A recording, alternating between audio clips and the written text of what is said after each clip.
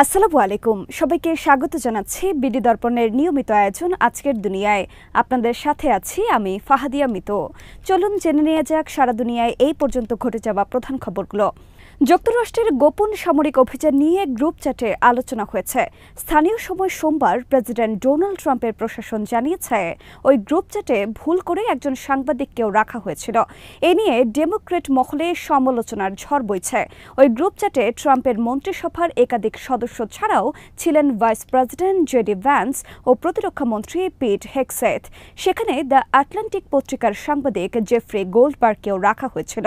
Jeffrey Goldberg লিখেছেন, আমার সন্দেহ ছিল এই টেক্সট গ্রুপটা আসল হতেই পারে না, কারণ আমি ভাবতে পারিনি জাতীয় সুরক্ষার বিষয়টি নিয়ে মার্কিন নেতৃত্ব সিগন্যালের মাধ্যমে কথা বলবেন, পরবর্তী সামরিক পরিকল্পনার কথা জানাবেন। গ্রুপ চ্যাটে ইয়েমেনে হুথিদের ওপর বিমান হামলার বিষয়টি নিয়ে আলোচনা হয়। ফলে বিমান হামলার কয়েক ঘণ্টা আগেই গোল্ডবার্গ জেনে গিয়েছিলেন এই হামলা হতে চলেছে। 15 মার্চ ইয়েমেনের হুথি বিদ্রোহীদের ওপর আক্রমণ চালায় যুক্তরাষ্ট্র। এর কয়েক ঘণ্টা আগে গোল্ডবার্গ গ্রুপে বিমান হামলার বিষয়টি জানতে পারেন। গোল্ডবার্গের তখনও মনে হয়েছিল এই গ্রুপটা ভুয়া, কিন্তু যখন ইয়েমেনে মার্কিন বিমান হামলার খবর এলো তখন তিনি বুঝতে পারেন এটা ভুয়া নয়। এরপর তিনি সেই গ্রুপ থেকে বের হয়ে যান। সোমবার জাতীয় নিরাপত্তা উপদেষ্টা পরিষদের মুখপাত্র ব্রেইন হিউজেস বার্তা সংস্থা এএফপিকে বলেছেন, গ্রুপের থ্রেড দেখে মনে হচ্ছে এটা ঠিক গ্রুপ। আমরা দেখছি কি করে ওই নম্বরটি অনিচ্ছাকৃতভাবে ঢুকে গিয়েছিল। ওই চ্যাট গ্রুপে আটলান্টিকের সাংবাদিক কিভাবে এলেন তা নিয়ে অনেক প্রশ্ন উঠেছে। তবে এই বিষয়ে ডোনাল্ড ট্রাম্প বলেছেন, আমি কিছুই জানি না। পরে হোয়াইট হাউসের প্রেস সেক্রেটারি ক্যারোলিন লিভিট বলেছেন, জাতীয় সুরক্ষা টিম এবং জাতীয় সুরক্ষা উপদেষ্টা মাইক ওয়ালজের ওপর ট্রাম্পের পূর্ণ আস্থা আছে। হেগসেথ অবশ্য জানিয়েছেন, কোনো সামরিক পরিকল্পনার কথা গ্রুপে আলোচনা করা হয়নি। তিনি বলেছেন, আমি শুধু এতটুকু বলতে পারি কেউ গ্রুপে সামরিক পরিকল্পনার কথা শেয়ার করেননি। গোল্ডবার্গ প্রতারক এবং সাংবাদিক হিসেবে তার কোনো সুনাম নেই।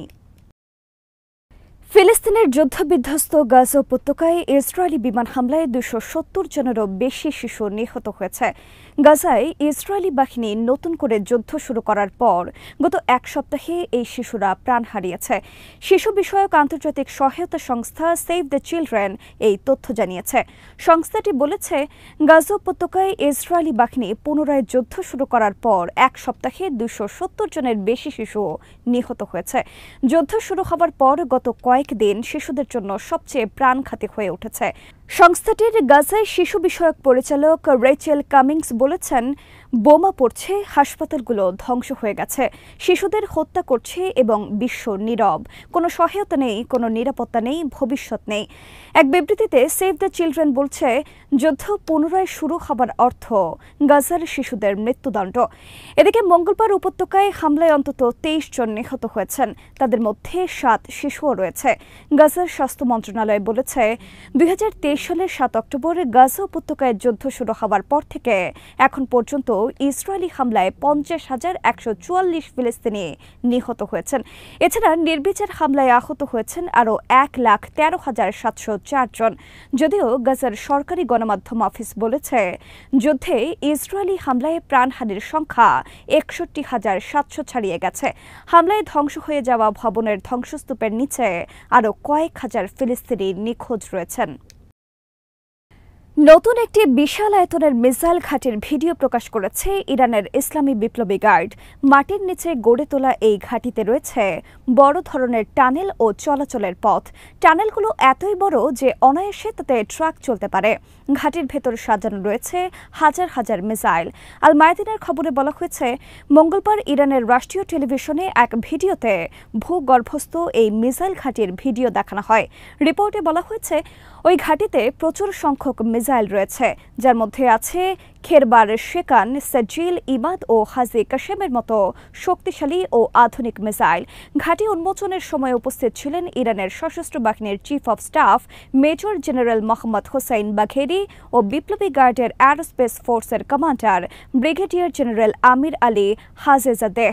ভিডিওতে দেখা যায় 2 কর্মকর্তার একটি ট্রাকের ওপর চড়ে ঘাঁটি পরিদর্শন করছেন। এ সময় রাস্তার 2 পাশে প্রচুর মিসাইল সজ্জিত রাখতে দেখতে পাওয়া যায়। আল মায়াদিন জানিয়েছে, ঘাঁটি পরিদর্শনের সময় জেনারেল বাঘেরি ইরানের মিসাইল সামর্থ্য বৃদ্ধির ওপর গুরুত্ব আরোপ করেন। আত্মরক্ষার সামর্থ্য বৃদ্ধিতেও তেহরানের সরকার বদ্ধপরিকর বলে জানান তিনি। জেনারেল বাঘেরি বলেন, আমাদের মিসাইল সক্ষমতার উন্নতি হচ্ছে দ্রুত গতিতে এবং পাশাপাশি আমরা প্রতিরক্ষা সক্ষমতাও জোরালো করব। তিনি জানান, গত বছর অক্টোবরে ইসরায়েলি মিসাইল হামলার সময় ইরানের সামর্থ্য যতটা ছিল তার থেকে উন্নত করতে দ্রুত কাজ চলছে।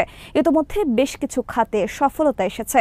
অপারেশন ট্রু প্রমিস 2 নাম দিয়ে গত বছর ইসরায়েলের 2টি বিমান ঘাঁটিতে হামলা চালিয়েছিল ইরানের সশস্ত্র বাহিনীর অ্যারোস্পেস ফোর্স। টানা কয়েক ঘণ্টা ধরে যুক্তরাষ্ট্রের নৌবহরের ওপর হামলা চালিয়েছে ইয়েমেনের হুথি আনসারুল্লাহ গ্রুপের যোদ্ধারা। মার্কিন নৌবাহিনীর 8 নম্বর ক্যারিয়ার স্ট্রাইক গ্রুপের ওপর এই হামলা হয়েছে। মঙ্গলবার মধ্যরাত থেকে বুধবার ভোর রাত পর্যন্ত এই হামলা চলে। হুথিদের মুখপাত্র ইয়াহিয়া সারি জানিয়েছেন, ইয়েমেনের যোদ্ধাদের কয়েকটি গ্রুপ লোহিত সাগরে থাকা মার্কিন নৌবহরের ওপর হামলা চালিয়েছে। একটানা কয়েক ঘণ্টা ধরে এই হামলা হয় বলে তিনি জানান।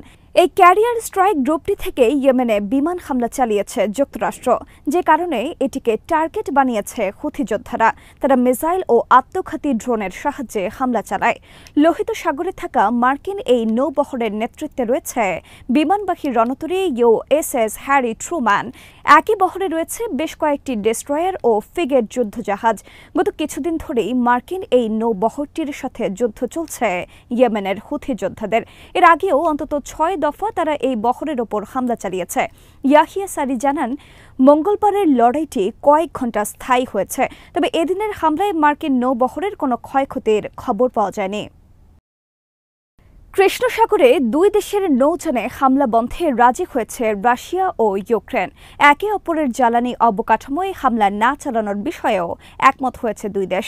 মঙ্গলবার যুক্তরাষ্ট্রের মধ্যস্থতায় এই বিষয়ে একমতে পৌঁছায় মস্কো ও কিয়েভ। এই সমঝোতা শেষ পর্যন্ত কার্যকর হলে তা 3 বছরের বেশি সময় ধরে চলা রাশিয়া ইউক্রেন যুদ্ধ বন্ধের প্রচেষ্টায় বড় অগ্রগতি হবে। সমঝোতায় কার্যকরের জন্য যুক্তরাষ্ট্রের ওপর নির্ভর করা হবে বলে জানিয়েছে রাশিয়া ও ইউক্রেন। বুধবার কিয়েভে এক সংবাদ সম্মেলনে ইউক্রেনের প্রেসিডেন্ট ভলোদিমির জেলেনস্কি বলেন, এটা যদি রাশিয়া লঙ্ঘন করে তাহলে আমি ডোনাল্ড ট্রাম্পের কাছে সরাসরি প্রশ্ন করব। তারা লঙ্ঘন করলে আমরা রাশিয়ার ওপর নিষেধাজ্ঞা চাইব, অস্ত্র চাইব। আর কৃষ্ণ সাগর নিয়ে সমঝোতার বিষয়ে ইউক্রেনের প্রতিরক্ষা মন্ত্রী রুস্তম উমেরভ বলেছেন, কৃষ্ণ সাগরের পূর্বাংশের বাইরে দিয়ে রুশ সামরিক নৌযানের যে কোনো ধরনের চলাচলকে সমঝোতার লঙ্ঘন হিসেবে ধরে নেবে কিয়েভ। একই সঙ্গে একে হুমকি বলে গণ্য করা হবে। তখন ইউক্রেনের নিজেদের রক্ষা করার পুরোপুরি অধিকার সৃষ্টি হবে। রাশিয়া ও ইউক্রেনের মধ্যে সমঝোতার বিষয়টি নিশ্চিত করেছে হোয়াইট হাউস।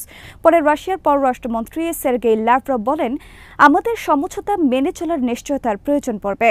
আর কিয়েভের সঙ্গে চুক্তির তিক্ত অভিজ্ঞতা থেকে বলবো, জেলেনস্কিকে ওয়াশিংটন নির্দেশ দিলেই কেবল এই নিশ্চয়তা পাওয়া যেতে পারে। সৌদি আরবে দুই বিষয় নিয়ে রাশিয়া ও ইউক্রেনের মধ্যে ঐক্যমত হয়। এর আগে মার্কিন প্রেসিডেন্ট ট্রাম্পের উদ্যোগে ইউক্রেনে যুদ্ধবিরতির বিষয়ে দফায় দফায় আলোচনা হয়েছে। তিনি দ্রুত যুদ্ধ বন্ধের পক্ষে, তবে তার প্রশাসনের অধীনে এই যুদ্ধ নিয়ে হোয়াইট হাউসের দৃষ্টিভঙ্গিতে বদল এসেছে। কিয়েভের প্রতি এক্সট্রা সমর্থনের বদলে এখন মস্কোর প্রতি বেশি সহানুভূতিশীল ওয়াশিংটন। ভারতের মহারাষ্ট্রে এবার বুলডোজার দিয়ে গুড়িয়ে দেওয়া হয়েছে এক মুসলিম নেতার বাড়ি। মহারাষ্ট্রের নাগপুর পৌর কর্পোরেশন গত সোমবার বুলডোজার দিয়ে ওই ব্যক্তির বাড়ি গুড়িয়ে দেয়। আওরঙ্গাবাদ থেকে মোগল বাদশাহ আওরঙ্গজেবের সমাধি সরিয়ে নেবার দাবিতে সম্প্রতি বিশ্ব হিন্দু পরিষদের নেতৃত্বে উগ্র হিন্দুবাদীরা বিক্ষোভ করে। বিক্ষোভকারীরা পবিত্র কোরআন শরীফের আয়াতে লেখা একটি চাদর পুড়িয়েছেন বলে গুজব ছড়িয়ে পড়ে। ফাহিম খান নামের ওই মুসলিম নেতা সেটা ছড়িয়েছেন বলে অভিযোগ আনা হয়েছে। পুলিশের পক্ষ থেকে দাবি করা হচ্ছে, এরপরই নাগপুরে হিন্দু ও মুসলমানদের মধ্যে সংঘর্ষ ছড়িয়ে পড়ে। ওই ঘটনায় করা রাষ্ট্রদ্রোহ মামলায় প্রধান আসামি ফাহিম খান। নাগপুর পৌর কর্পোরেশনের একটি দল সোমবার তার বাড়িতে যায়। সেখানে বুলডোজার দিয়ে তার বাড়ি গুড়িয়ে দেওয়া হয়। কর্পোরেশনের দাবি, অবৈধভাবে এই বাড়ি করা হয়েছে। সরানোর জন্য বলা সত্ত্বেও তারা বাড়ি সরিয়ে নেননি। পিটিআই-এর এক খবরে বলা হয়, ফাহিম মাইনরিটি ডেমোক্রেটিক পার্টির নেতা। 17 মার্চ ওই সহিংসতার ঘটনায় ফাহিম সহ প্রায় 100 জনকে আটক করেছে পুলিশ। 17 মার্চ নাগপুর শহরের মহল অঞ্চলে মোগল শাসক আওরঙ্গজেবের সমাধি সরানোর দাবিতে উগ্রবাদী বিশ্ব হিন্দু পরিষদের নেতৃত্বে বেশ কয়েকটি হিন্দুত্ববাদী সংগঠনের প্রতিনিধিরা জমায়েত করেন। তাদের অভিযোগ, 1658 থেকে 1707 সাল পর্যন্ত ভারতের শাসক আওরঙ্গজেব হিন্দুদের প্রতি বৈষম্য করেছেন এবং তাদের প্রার্থনালয়ে হামলা চালিয়েছেন। জমায়েতে সবুজ কাপড়ে ঢাকা আওরঙ্গজেবের কুশপুত্তলিকায় আগুন লাগানো হয়। বিক্ষোভকারীরা পবিত্র কোরআন শরীফের আয়াতের লেখা একটি চাদর পুড়িয়েছেন বলে গুজব ছড়িয়ে পড়লে হিন্দু ও মুসলমানদের মধ্যে সংঘর্ষ ছড়িয়ে পড়ে। এতে জানমালের ক্ষয়ক্ষতি হয়। এই ঘটনার জের ধরে মুসলিম নেতার বাড়ি বুলডোজার দিয়ে গুড়িয়ে দেওয়া হয়। ভারতে এর আগেও মুসলিমদের বাড়ি ও স্থাপনার ওপর বুলডোজার চালানো হয়েছে।